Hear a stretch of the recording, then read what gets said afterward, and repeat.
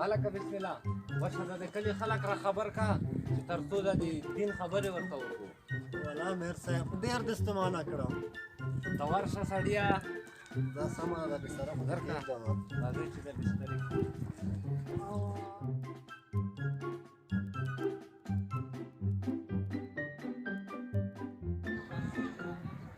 السلام علیکم ورحمة الله وبرکاته. وعلیکم السلام ورحمة الله وبرکاته. خدای مو په ورونو کې برکت واچوه.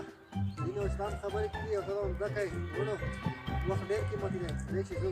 سمه ده دی چې ځو.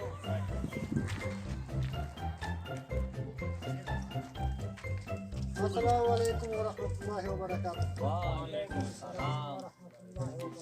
میر صاحب د کلي خلک مې راوستل. مهرباني راځئ کښېنئ. ډېر ځوانانو خدای مو برکت شه راځئ چې دین او د اسلام کلي نور خلک هم را خبر کړئ. ټول خبر دی امیر صاحب را روان دي. سمه ده کښېنئ کښېنئ ستړي مه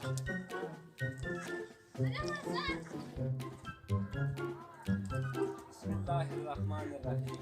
زموږ د اسلام او کلمې خوږو ورونو نن به چې کومه ده زه تاسو ته د اسلام یو داسې برکتناک شي په باره کې خبرې کوم چې تاسو او زموږ دپاره ډېره ضروري ده.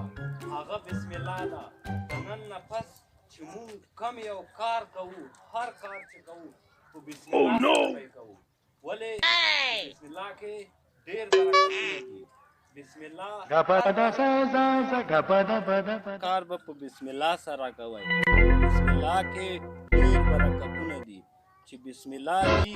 د بسم الله سره اسلام د اسلام بنا برکېږي. هر شي ته باید موږ تاسو بسم الله لومړی هر کار باید په بسم الله وشي. بسم الله بس امیر صاحب دا څنګه بسم الله دی؟ څلور میاشتې نه څلور ورځې هر کار په ما کوې. هغه خبره چې کوې وایي چې دا کار په بسم الله کوئ، دا کار په بسم الله کوئ. ته پوه شوه دا تبلیغ دي پوه شوه. ته خو خبره سړیه ځه الله دې هدایت درته وکړي. نوم دې